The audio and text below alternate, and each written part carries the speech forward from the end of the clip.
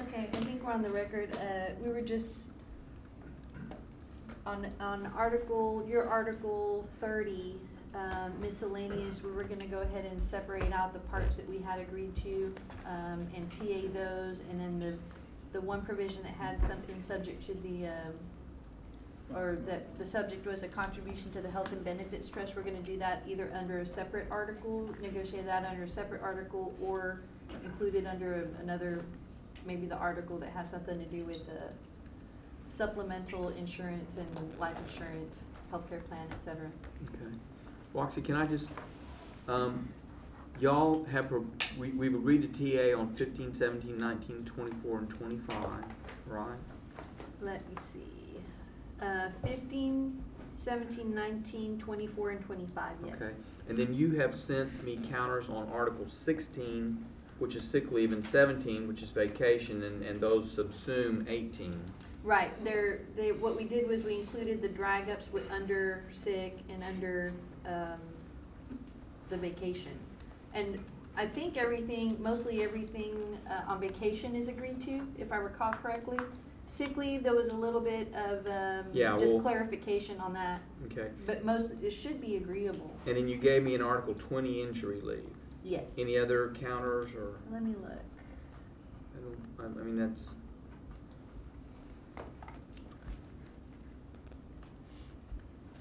Okay, I sent Oh, you 27 and 20. 27, which is the, it's actually a counter proposal to 27 and 28.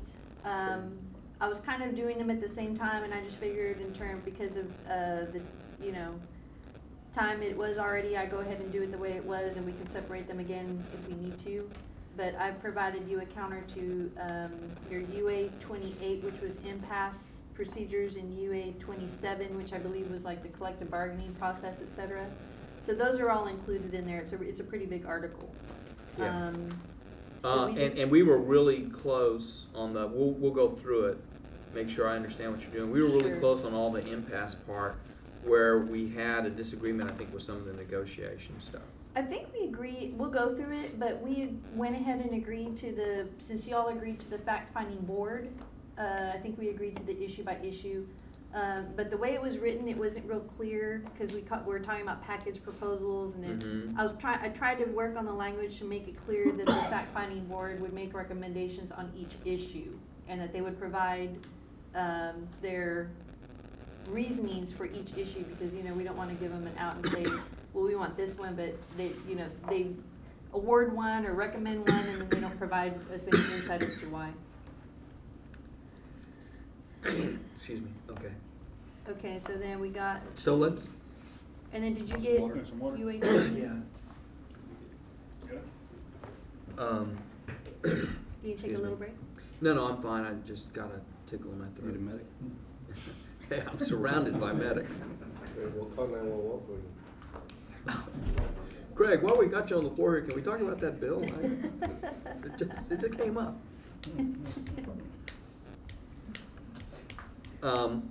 Okay.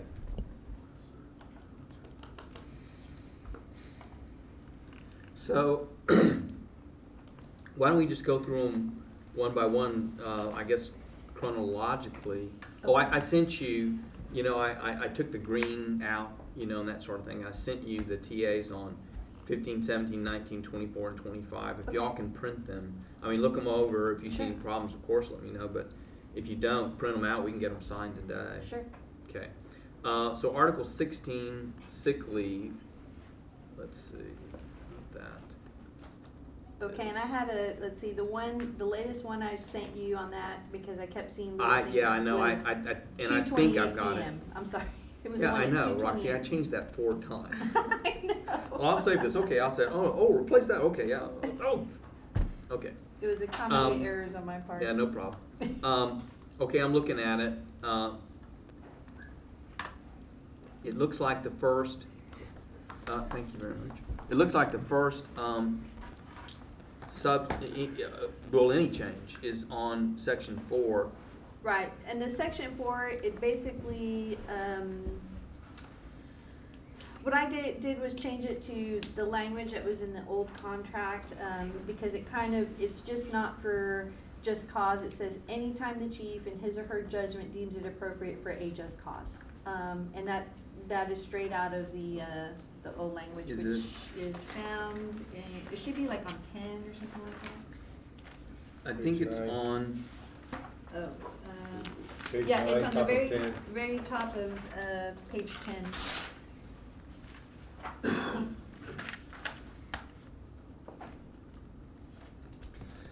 yeah, I know, and that's just, and the reason I changed it was not to change it substantively, but just because that's so awkward.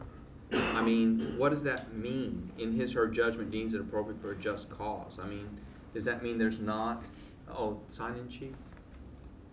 Oh. Does that mean there's not I have them right here. just cause requirement? I mean, I don't. No, it just leaves, it's. Let's say that. Let's say There's still a that. just cause requirement. Yeah, if the firefighter says, Chief, I don't think you have just cause to require me to get a doctor's certificate. I've only been absent once in the last year. And so I don't think you have just cause. Would that trigger a question under this provision? I mean, could the firefighter potentially grieve that the chief made him go pay a doctor to get a certificate when there wasn't just cause? I mean, because, I mean, I left in the thing about the chief for just cause deems it appropriate. So, deems it appropriate for a just cause. I just, I don't see, other than the fact that my sentence is clearer, I don't see what the substantive difference is, if any. And if you tell me there's not substantive difference, I won't get hung up on. I don't think there's substantive difference. I just think even though there's a reasoning of just cause, it still leaves it at the chief's discretion, because, it's any time the chief in his or her judgment, which is the chief's discretion, but he has to have a just he or she. But right now, he has to have a just cause in order to. Okay. So if the chief exercises his judgment in the absence of just cause, then that would be a violation of the contract. Right. If he can't prove just cause, I mean, that's the threshold. Okay. Okay. Like, for instance, if we have that example that you said that, we have a firefighter who's missed once in the last year and he presents a note. Well, the chief or one of the management actually saw him, fishing that day at the same tournament they were at. Yeah, and maybe one of his team members was a doctor, something like that. I mean, that would prove just cause. It might. You haven't heard my arguments yet. It depends if they won the tournament or not. But there you go. Okay. Okay. Moving on. Section 5.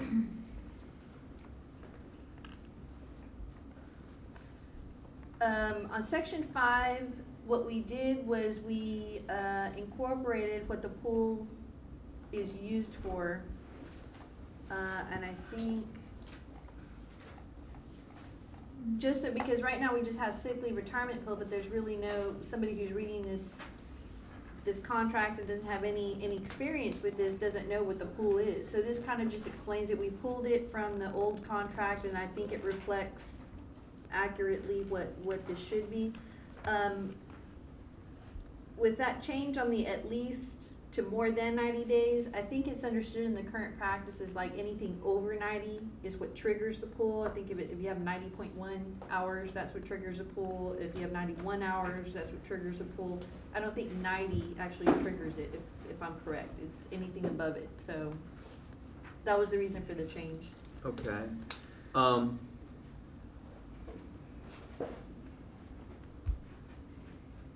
And it says, the pool shall be used to compensate firefighters who retire with a sick leave account having more than 90 days, but less than the maximum buyback amount under section A, and that's that maximum chart that we have. And then it says, eligible firefighters shall be compensated from the sick leave retirement pool for the difference between their accrued amount and the maximum allowed, which is, I believe, even though the old contract, I believe, in black and white says otherwise, we were provided with a letter that outlined. Yeah, the Forbes letter. Yeah, the Forbes letter that outlined what an intent was, even though it wasn't actually stated in the contract, so we went ahead and, tried to reflect that, with this language. Okay.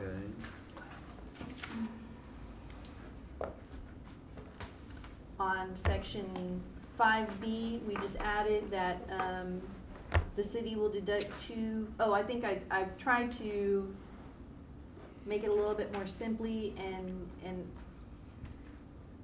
to reflect what's happening. It's the city will deduct 2 sick leave days from the sick leave account of each firefighter annually until the pool reaches its 2,000 day limit. And by annual, you mean not more than annual? Right. Let's say they deducted 2 days from, they're right at 500, they deducted 2 from everybody.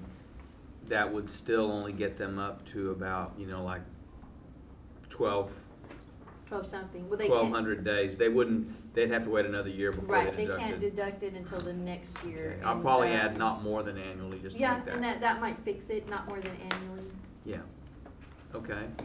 And you're rejecting the thing about using the excess leave. Oh, yes, we didn't, there's a cost to that, we're trying to figure that out.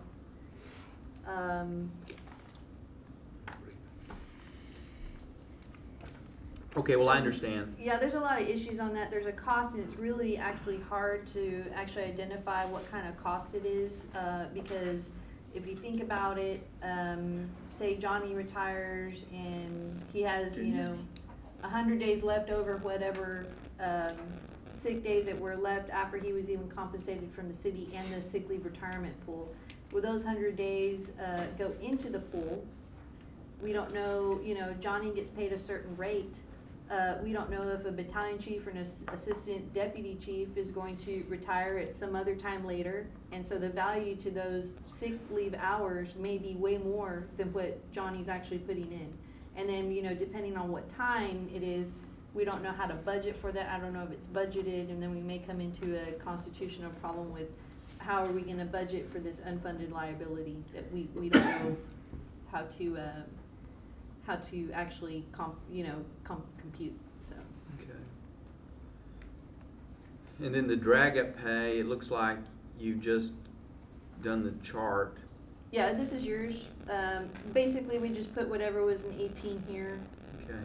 And we agreed. And more than 90 days. Yeah, and we just changed it to more than 90 days to reflect that, the practice. And we did accept, even though the old contract says something differently, that basically the city would only be liable up to 90, and then everything over 90 would be paid by the pool up to the maximum. We're gonna go ahead and continue. The current practice. Continue with the practice, which was more generous than what the original contract actually stated. Yeah, but apparently back in 1988, they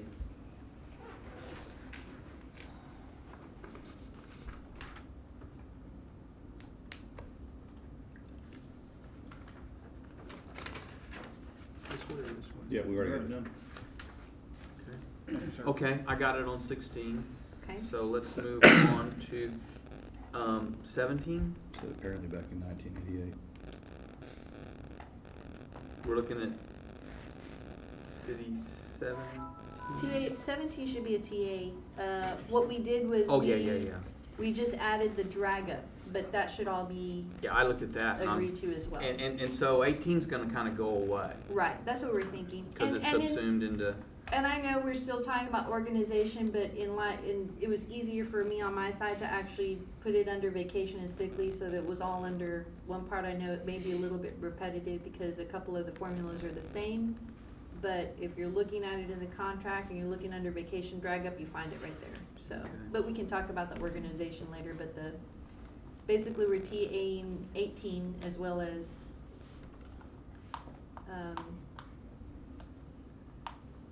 hopefully 16 and 17.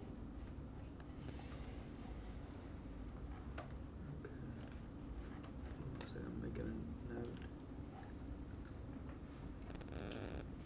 So the next one we need to look at is 20.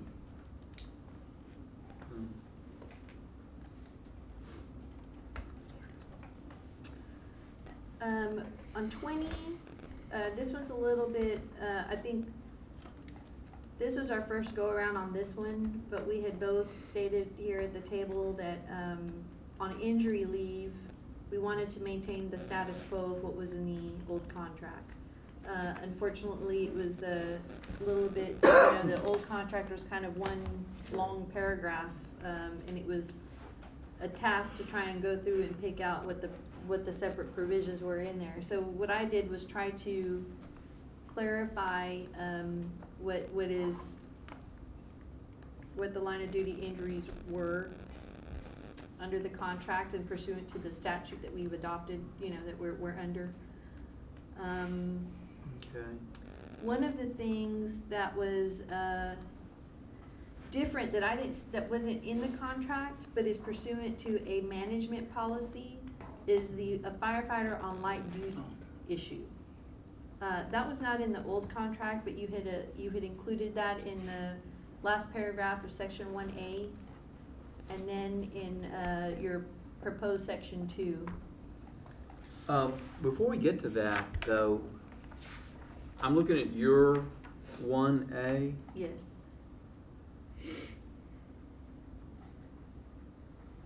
Just looking at that first sentence, the leave of absence is granted. You understand that year of leave can extend beyond 1 calendar year? Yes, it can upon approval of city council. Well, no, not even upon approval. In other words, if you have to use that year of leave intermittently, Oh, yeah, absolutely. it can extend out over 2 years before you use up that year. Yes. Okay. I do understand that. And And then- we have had those discussions before. It's not a 1 calendar year. Right. It's 1 year. Yeah. And you can use it intermittently. But it's the next sentence that I'm really confused about. It says, upon request of the chief and at the chief's discretion, the use of accrued sick leave may be granted any firefighter for line of duty illness or injury after the leave of absence has been exhausted. That's not current practice, is it? Yeah, I believe it is. And it's in the contract as well. Let me look. It's I think it's 44 under disability. And No, not page 44, but maybe. I mean 43. I'm sorry. Okay. 43 under disability. On the first sentence of the second paragraph under section 4, in the old contract, it says the use of accrued sick leave may be granted to any firefighter at the discretion of the chief for job-related illnesses or injuries after injury leave has been exhausted. Is that how it works? You got sick leave in your account and the chief can say you can't use it? Is that the practice? I mean, the law under the Civil Service Act is that you get to use leave for a line of duty injury until it's exhausted. And I just want to talk to my team about that, because that would be a major take back that may have been given to the city from the Civil Service Act. I mean, I can't even imagine why the chief would deny a firefighter the right to use sick leave for a line of duty injury if he couldn't,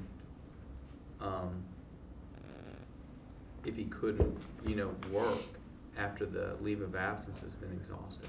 And there's that old Odell case that says, that the firefighter can continue to use the sick leave until all of his leaves until they're exhausted for the injury. And so I'm not doubting you. I see what you're talking about in the contract, but I didn't understand that to be in derogation of the statutory right. Yeah, and I think I've got to discuss it further with my team, but I think it was so that that would allow somebody a little bit of extra time if they needed it under their sick leave in cases of maybe when someone's going to be designated permanently disabled. Well, the upon Odell case. Go ahead. The Odell case was a situation in which the firefighter was permanently disabled. And so he wanted to use his sick leave before the chief forced him out. And the chief said, no, I'm going to disability retire you right now. And you don't get to use that sick leave. And the Supreme Court said, no, he does get to use the sick leave Now, before he's forced out. in that case, you know, in our case, when we're looking at the sick leave, a person gets that sick leave anyway, even if it's you know, if it's just monetary, Right. if that were to happen. Mhm. So, Well, obviously, if they use all their sick leave and take themselves below the 90-day cap, then they're losing the advantage of the sick leave pool.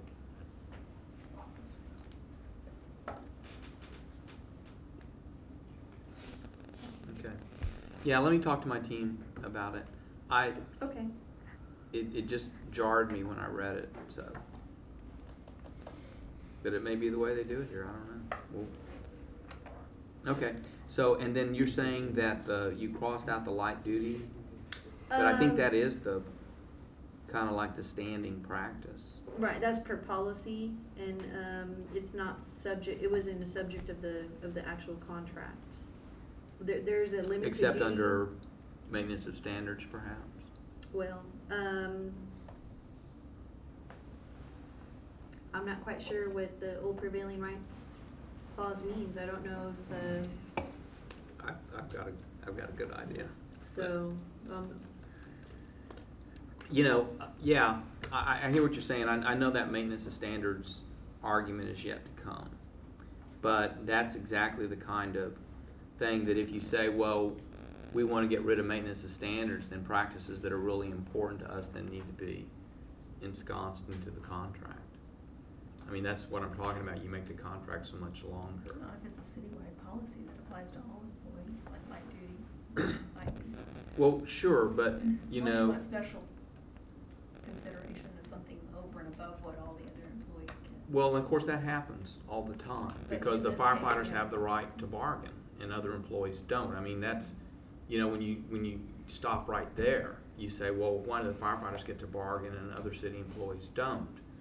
Well, because there's a statute that provides for that, and sometimes that leads to better pay and benefits. In fact, I think if you did a study, you'd find that it does. The bargaining does lead to better pay and benefits. And so, you know, we certainly, you know, don't advocate and aren't asking that the city take away anything from other employees. We want everything the city wants to give them for them. But at the same time, I can't bargain for them. I can only bargain for the firefighters. And who knows, maybe the police someday. But yeah, okay, so, see that, yeah, that's covered in a policy, standards of procedure, right now, and it's never been bargained in the contract. There hasn't been any issue with it. It's something that's, in unison with the rest of the general city employee policies with regard to light duty.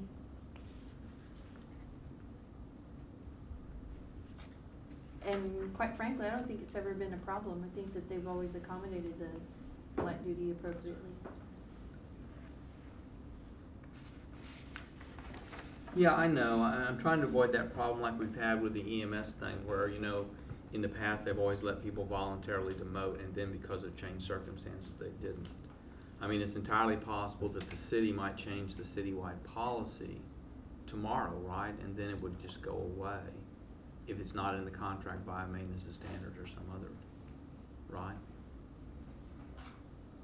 Possibly, if we change the policy, yes, but,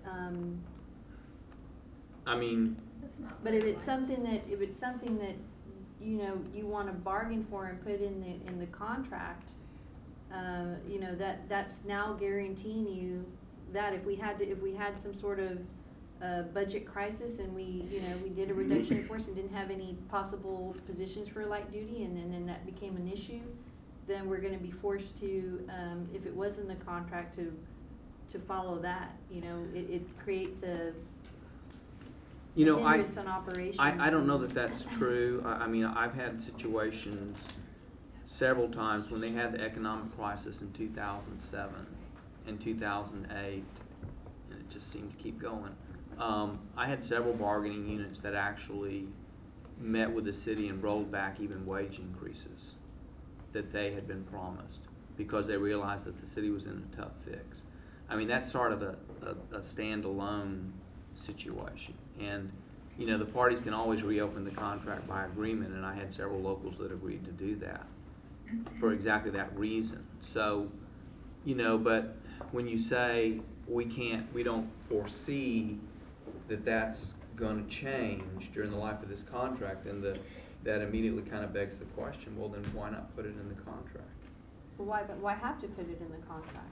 Well, why have to put anything in the I thought contract? when we were looking at this line of duty that we were both agreed that we were gonna maintain with the status quo of what the contract had in the old contract. Well, you've added something there. We both agreed we'd maintain the status quo, and I would argue that this practice is protected by the current contract under maintenance of standards. It just is. I mean, that's exactly the kind of standard that I would think it would be designed to protect. It's why it's important, but, So, you know. Okay, going along that line, does that, you know, because we have a policy on light duty, you're basically telling us that we can't ever change our policy with regard to light duty, whether to make it better or to No, of narrow course it I'm a little not, bit? of course I'm not saying that. You know, whenever you have a policy in a contract, it certainly is good for that contract term. But this contract, But I'm you know, saying without not being in a contract, just because we have followed a policy with regard to light duty, that means that now we can't ever change that policy ever in the future. yeah, I mean, you know, I can't say it any more eloquently than the US Supreme Court said it in 1960. That, you know, you cannot possibly, within the four walls of a contract, put every single policy that's important to employees, and that past practice is part and parcel of the contract and can influence and affect, and in some cases be determinative about an arbitrator's understanding of a contract provision. I mean, that's just labor law generally. Yeah, you know, the idea that a lot, you know, like, you know, we were talking about the, you know, the sick leave pool policy, and we said, well, you know, what the contract says isn't really how it works. Well, you know, but we have this letter and we have a practice that's gone on for at least 27 years. You know, that's important in considering what the contract means. Sometimes even a long-standing practice won't overcome specific wording in a contract, but past practice always informs the party's understanding of the contract. And that's what, and so, you know, I mean, this isn't all just a maintenance of standards issue. You can't, by waving a wand and getting rid of maintenance of standards, just eliminate consideration of past practice. It's not that simple. But maintenance of standards is a recognition of the whole past practice issue. And it is important. You know, the whole, I mean, y'all talked about the fact that a lot of grievances have been filed, and I know that y'all chafe at that. But grievances can be reflective of other issues that we don't need to address here. But the important thing with the grievances is that's an educational process. When we lose a grievance, we learn something. When we win a grievance, you learn something. And so we both learn from every grievance, and the truth is that most grievances get settled short of arbitration. And you know, management and labor work together best when they work cooperatively and collaboratively. And that means that practices that are long held and deeply felt, you know, should be honored by management absent some real exigent circumstances. I mean, I know we're just talking philosophy at this point, but Right. it's important.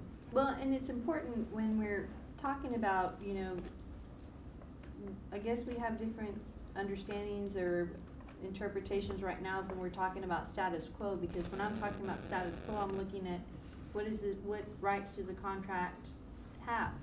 Mm-hmm. Does the old contract have? And I understand you, but, you know, on past practice, and you're right, even if the maintenance of standards, Wasn't in provision there. is not in there, that does not get rid of past. I know we have to deal with that, and there's laws on it, and you're protected by the laws on past practice issues. But I don't think that, just because you're gonna fall under a maintenance of standards or a past practice argument or allegation, that leaves open the four corners of the contract to anything and everything that would be able to come in here.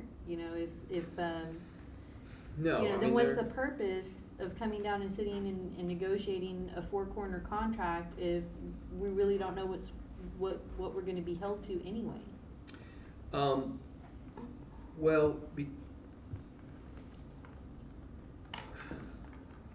negotiating the contracts is important because obviously the most important things are put there in black and white, and when it's in there in black and white, then we know. It's just like the grievance that you won that you were talking about the other day. Well, the firefighters were saying, well, here's our practice, but you said, but here's a clear contract provision. So that was important. That's my understanding of, excuse me, why you prevailed in that situation. And so what we're saying on this, on going back to the, this line of duty proposal that we're looking at, the line of duty basically says that we're gonna follow the Civil Service Act with regard to line of duty illnesses, and it outlines certain things, and there's a couple of things that are a little bit different, but everything else that's not addressed still stands with the Civil Service Act. That's right. The Civil Service Act provides a base. You're right. And the line of duty, the whole light duty policy that y'all have in place is something that is, I guess, singular to Corpus Christi. I'm not saying that other cities don't have light duty policies. Excuse me, they probably differ in some respects. But light duty is an important, and we also have labor laws that we have to follow, and employment laws that we have to follow. Not many in Texas, as it turns out. Well, but there fewer in are this still state than some. most. Yeah. There are still some that we have to follow. Sure. And I don't know that there's been, I haven't been aware of any issues with light duty, anybody that had to be placed on light duty. There haven't, but firefighters, especially, death and injury is a lot more common in firefighting than, a lot of other occupations. And I would say the same with the police. It's an occupational hazard. Just the number of back injuries that EMS employees get from lifting patients, for example, it's skyrocketed in recent years, and injuries at fires, things like that are common. So they deal with injury a lot more than your typical office worker. And I think I would be really surprised Have if you the seen my empirical- chair? I'm just kidding.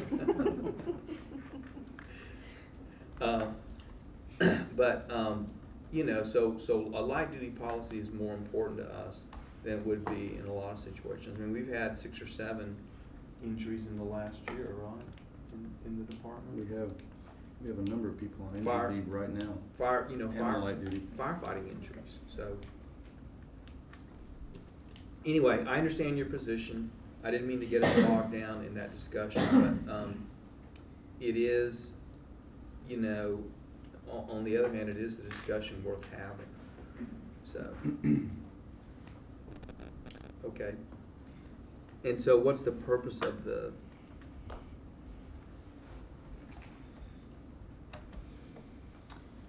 We had,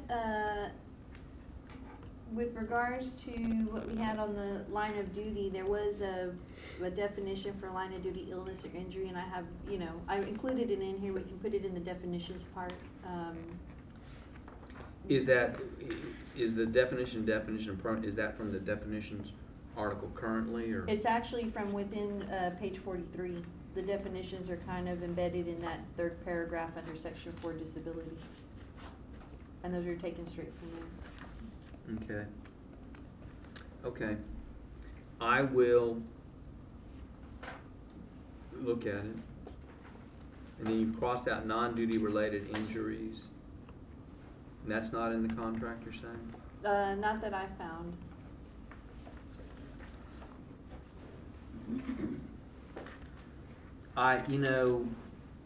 it may be that it is in the contract, but it's in a separate provision. Okay, if you find it, I looked through the contract back in front and I couldn't, but if you know, Okay. there's things I find brand new just today that I hadn't seen, so, if you do find it, I'd appreciate direction on that. On section 3, permanent disability determinations, you had the determinations made in accordance with the Civil Service Act, Mhm. but the procedure set forth in the old contract actually sets out a different procedure. And it says the procedure for determining the permanent disability shall be as follows. In the event the chief determines after consultation with the city designated physician that a firefighter is permanently unable to perform his or her job duties, the fire chief may institute immediate termination or retirement, whichever is applicable. And then it goes on to say, I've tried to make this language a little bit more clear from the old contract, but it says a firefighter who has been terminated for disability may be eligible for reappointment at the same rank if within 2 years of the termination for disability is found to have been certified by the city's designated physician that he or she has recovered and is physically able to perform full duties, is found to be otherwise qualified, and is still eligible for reappointment at the same rank. Okay. So what you're saying is you think that what you got here reflects the status quo under the contract? Yes. Okay. At least insofar as what the contract specifically requires, Yes. the whole maintenance of standards thing aside. Okay. Okay, let me look at it. And I will make you a counter. That takes us to 2728.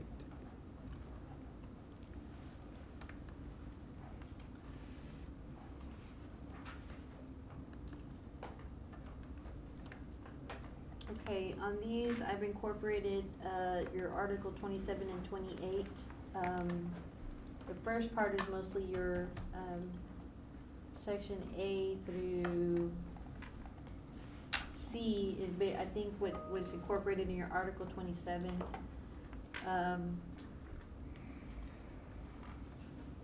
On the bargaining period, I believe, I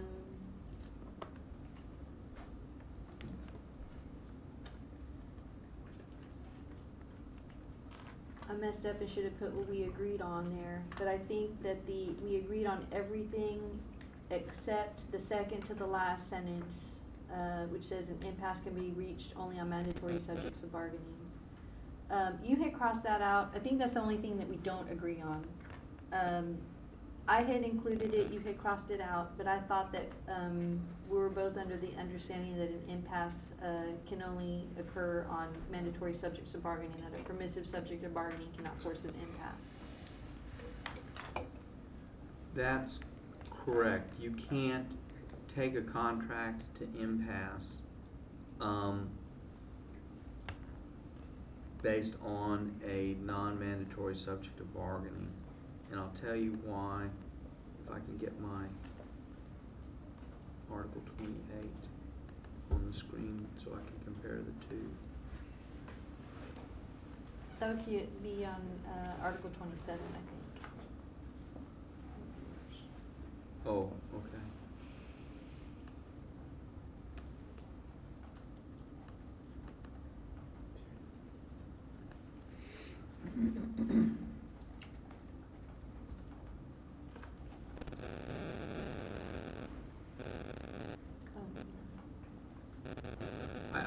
I remember discussing it in 28. You're right.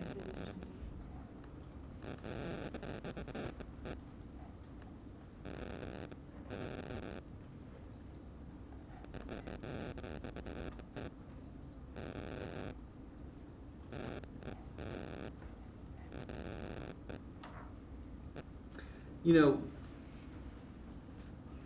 what I've done is I crossed it out, but I added a sentence at the end. Only upon mutual agreement will a permissive subject of bargaining be included on an agreed list of disputed issues. In other words, if you want to hold it off the list of disputed issues, you still have that right. But the parties might well, and I'll give you a perfect example, hiring. is a permissive subject of bargaining. So we could say, okay, well, we've got disagreement on 5 things. We don't wanna talk about hiring, so now you have to go to impasse, but you can't talk about hiring. No, and that's not what I guess what I'm trying to say with that, what impasse is, if hiring is permissive and it's the only subject left holding back the contract, that can't force, an impasse can only happen if there's a mandatory subject still on the table. Yeah, and I'm looking at the dispute conference though. I mean, in that situation, we know alternate hiring is important to you, or at least it is to most cities. And so we probably would agree to let, if we said, okay, we agree alternate hiring, but we can't quite jive up our proposals, then we might well agree to include that in the list of things going to the arbitrator. And I read your proposal as precluding us from doing that. No, I didn't mean that to. And It what, says an impasse can only be reached on mandatory subject of bargaining. So if we haven't reached agreement on hiring, then as I read your proposal, well then that can't go to the arbitrator. this is what I was trying to get, the intent of what my proposal was supposed to do. What I'm talking about is how do you even trigger the impasse procedure? Before we even get, because the dispute list and all that stuff, we're already in the impasse procedure, that's step 1.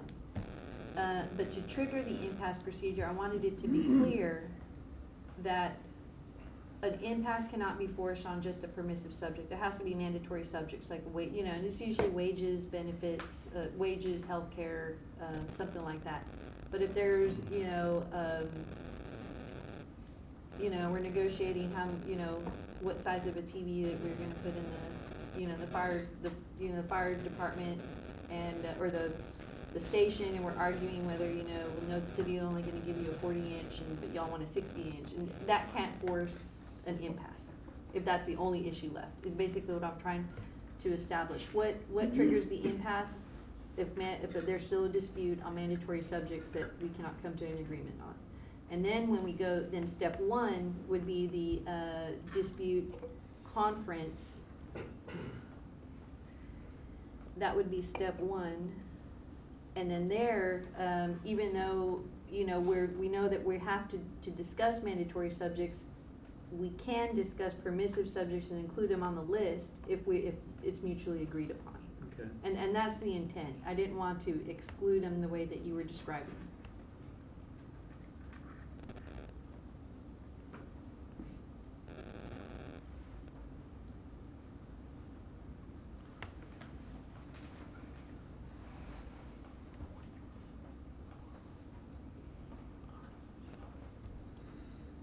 Okay, yeah, I see you included my last sentence there that I'd added, only upon mutual agreement. Right. So I think what I hear you saying is that you're not really changing the substance of it, you just wanna be real clear that we can't hold up a contract on a non-mandatory subject to bargain. That's right. That's the only way you can actually trigger the impasse and the impasse procedure. So that if all that was left, for example, if all that was left that was not agreed was hiring, then you feel like you would have to sign a contract.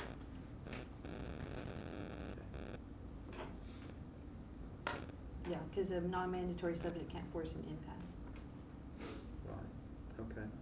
Okay, let's look at the rest of it. I'm down at fact finding.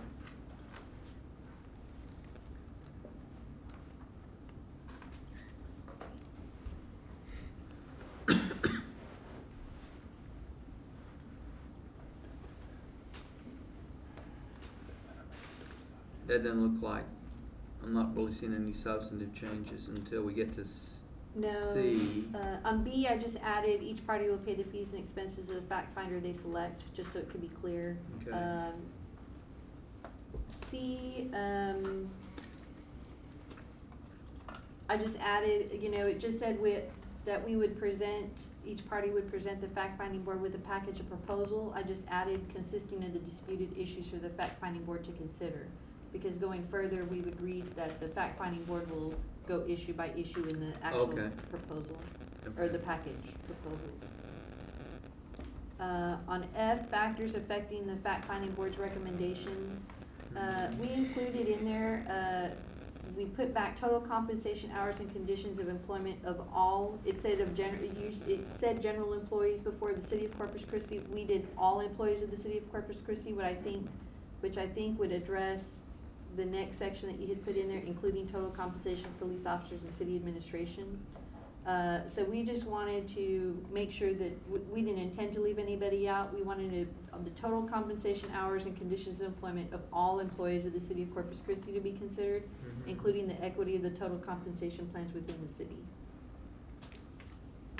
So that Okay. would include police officers and administration. And what's the difference between, total compensation hours and conditions of employment of all employees of the city and the next one, which is the equity of the total compensation plans within the city We of just Corpus wanna, Christi? the fact-finding board to be able to see where fire, where fire lands, where police lands, cause they're collective bargaining units, and where the rest of the employees of the city fall within that. So that's to allow the city to make an argument that even though, say, firefighters are paid less than firefighters in other cities of equal population and characteristics, they're still paid more than, say, city plumbers, and therefore. If that was the case, of course, we'd make that, but that really goes to the budgetary constraints, and the budgetary needs of the city as a whole. Okay. And that's really what that's aimed at. Okay.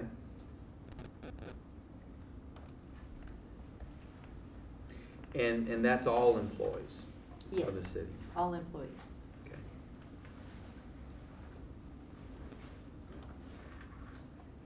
Okay.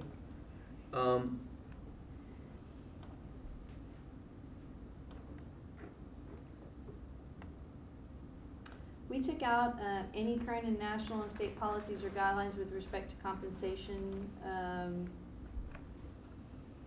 cause I'm not sure what you meant by that, and I also thought that a fact finder would have to, with all the factors that we've listed, they already have general factors and factors that they have to look in within the city's constraints. I'm not sure, but I think I got that from a city proposal. There was, in the bargaining last year, I think that the city manager proposed some kind of impasse, and I think that was a factor that he had put in, but Okay, I'll look at that. I agree with you, it doesn't, quite frankly, I don't see that we need it, we've got, Mhm. I think, things that are more pertinent, so. I just didn't know what it meant. Yeah. Okay, and then, I'm down now on page 5 of your, On section G, yeah, it looks like you're going with each issue. Okay, good. I was trying to clarify it a little bit more, but I think we agreed substantively that we would, give the fact-finding board a package of our individual issues, and they would look at those packages, but they would consider each issue by issue, and they would have to make recommendations on each issue with reasonings behind, the rationale behind that recommendation. Yeah, and then that allows us, as we're getting ready for the arbitration, to look at Yes. that, to take advantage of that feedback. So that was Okay. one of the major things left on the impasse, and we've agreed to that. Okay. I'm on to binding arbitration. Looks like that is, let me see. On the bottom of 5, we agreed to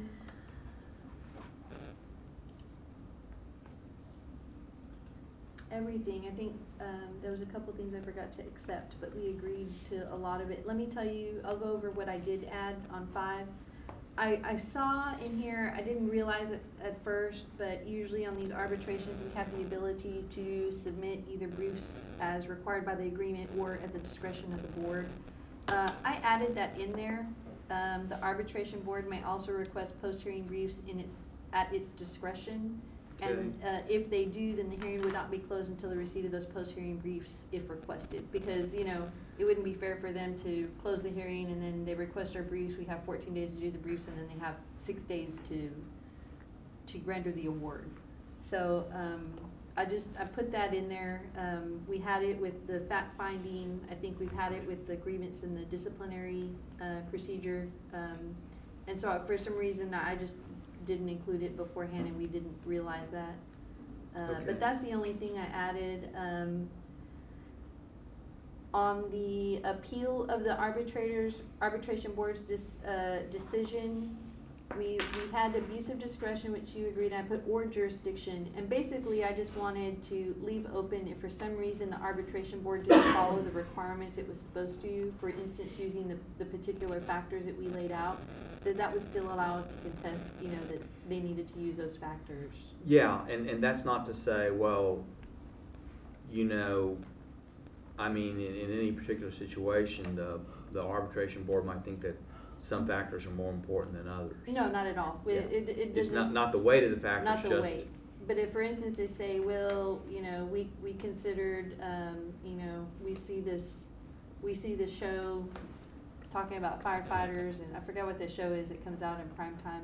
They said, based on that, you know, based on that show. Chicago Fire? Chicago Fire, based on Chicago, what I've seen on Chicago Fire, I think this should be the issue, you know, and that's completely out of the bounds of the factors that we've included. Right, I got you. So that's basically what I'm talking Okay. about. Okay, well, that looks like it on that. You know, what I'm gonna suggest, the real areas of disagreement that we have On the first part. are in the first part, Yeah. and I'm gonna suggest that we separate them out again. I was gonna say that again. Understanding, because I think we may be able to TA on the impasse thing, understanding that, you know, two things, that we can always combine them back. Right. If we get a contract at the end, number one, and number two, obviously you have to have an agreement on the whole contract, so you're not giving That's up right. anything. And I like to add to that when we get an agreement on a Sure. contract. But yeah, I have no I was gonna actually suggest that we separate out and TA the impasse procedure and leave the, Okay, we'll look Yeah, at that right now, and, okay, so let me see if there's anything else that's new. Why don't y'all look at those 5 that I just sent you the TAs on. What I did was I changed the green to black and accepted the changes that I showed you on them, so that they're in final form. Okay. Make sure that those work for y'all. We can sign those. We'll look at these others that you just gave Okay. us, and yeah, right now we'll finalize the TAs that we do have and then see I'll give if you a there's TA any on others. 30 too, that Okay. leaves out the health and benefit, and I'll separate that into a separate article. Okay, I've got a printer, so email that to me and we'll print those out. Okay, very good. Okay, Thanks. all right, thanks.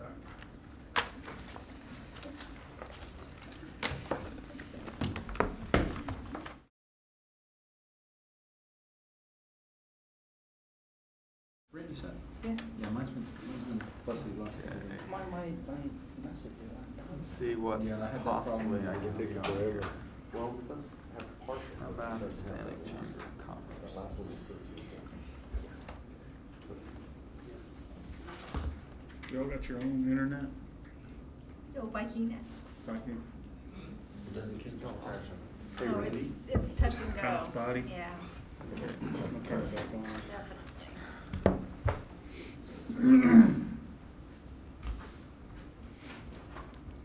Okay. Okay, are we on? Yes. Okay.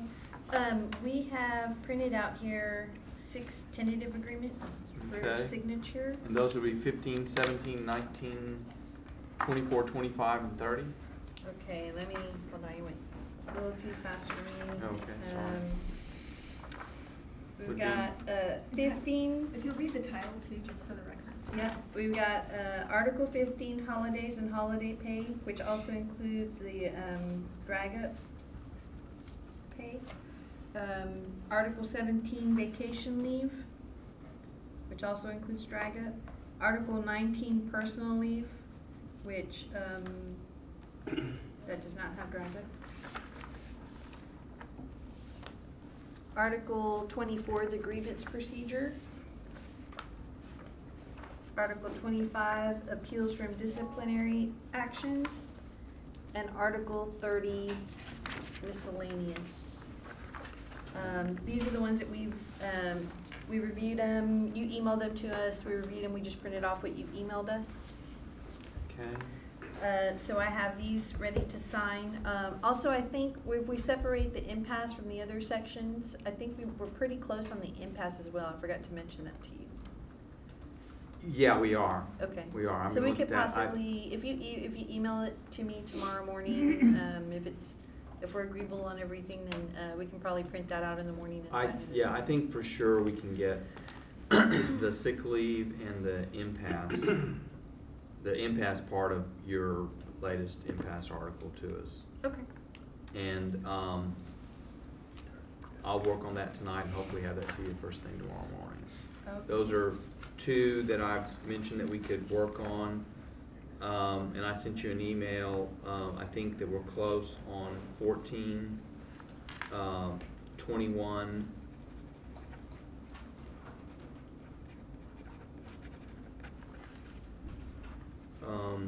And then I asked you to look at 8 and 9. Okay. Because I think that, I don't think I have gotten any response from y'all on those. Okay.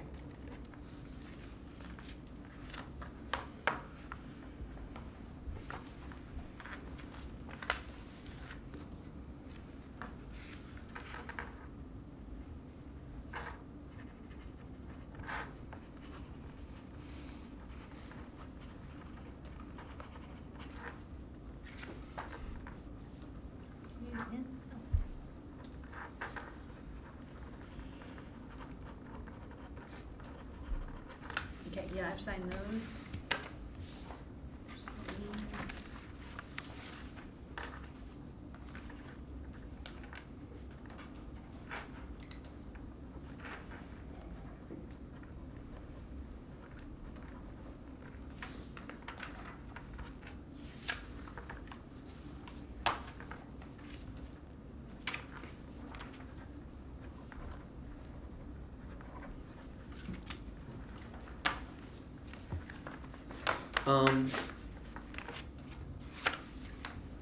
Roxy, I'm looking, another article that we may be close on is 23, which is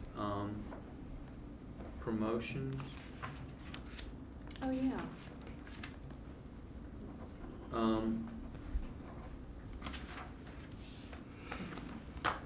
You've Where- only had, it's 2:29 a.m., right?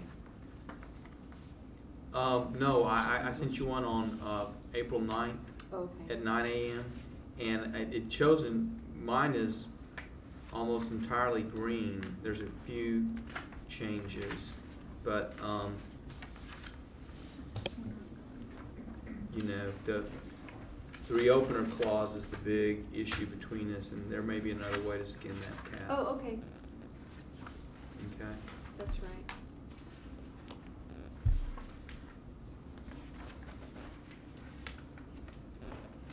Do you remember what the intent of our reopener was? The reopener was that if you dropped or if you changed a rank or classification, that you would reopen to negotiate on, you know, things like base wages.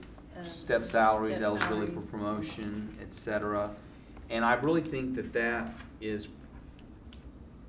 issue is probably better handled in Article 9, I think it is, that deals with, that's where the classifications are set for. We've already agreed at least what the current classifications are. That's the one where you added a step 5 to the battalion chief. Right, oh, is that is that wages? That's wages. Well, I think,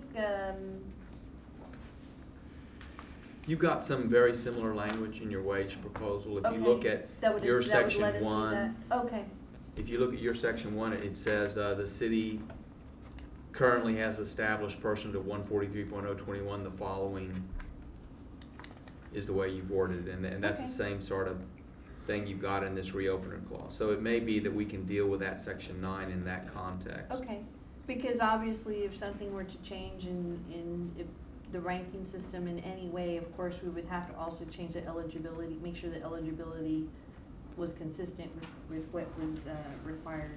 So that was Right, that was the reason, but I'm open to suggestions on including it in that.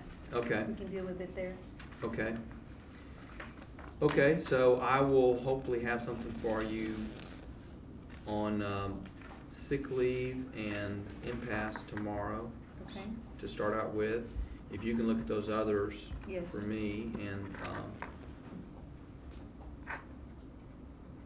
And you send me an email on the ones you want me to look at. yeah, 8, 9, 14, and 21.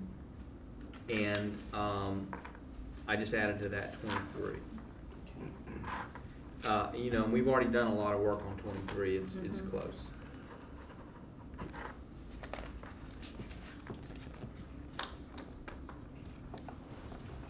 You know, and we had made you a counter on your original proposal on deputy and assistant chiefs. Oh, yeah. If you want to, We'll look at that one that's as well. 32. So.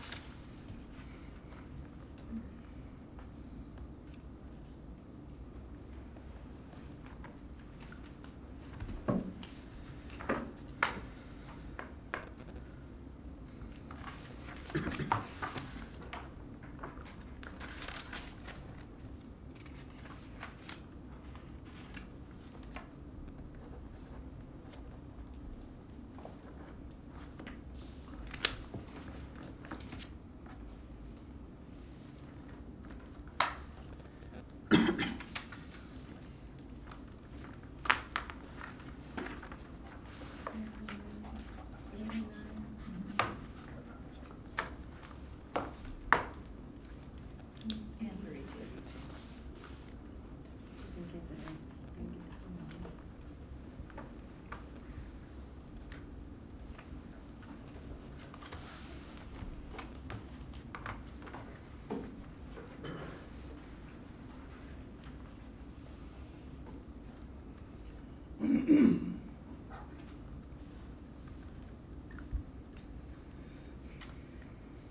Craig, I know we're still trying to hammer out all these little issues out of here, and since we're negotiating everything in the contract, it's taken a lot longer than it normally would if we were just dealing with certain issues. So tomorrow we may want to consider adding additional days to the negotiations just because of the posting requirements. Okay. So I just wanted to we're thinking about it, and so I just wanted to give you a heads up that we want to kind of visit that tomorrow, because we haven't even gotten to, you know, wages and stuff, and that's stuff that we need to get to Right, as well. right. so. I mean, yeah, there's still some thorny Yeah. issues, so. Okay, very good. I'll talk to the team about that, Okay. and we'll, Very good. Do you have all the, okay, thanks. Here, can I look Got the at sign-in that? sheet? Oh, sure. Okay, these are the ones listed, right?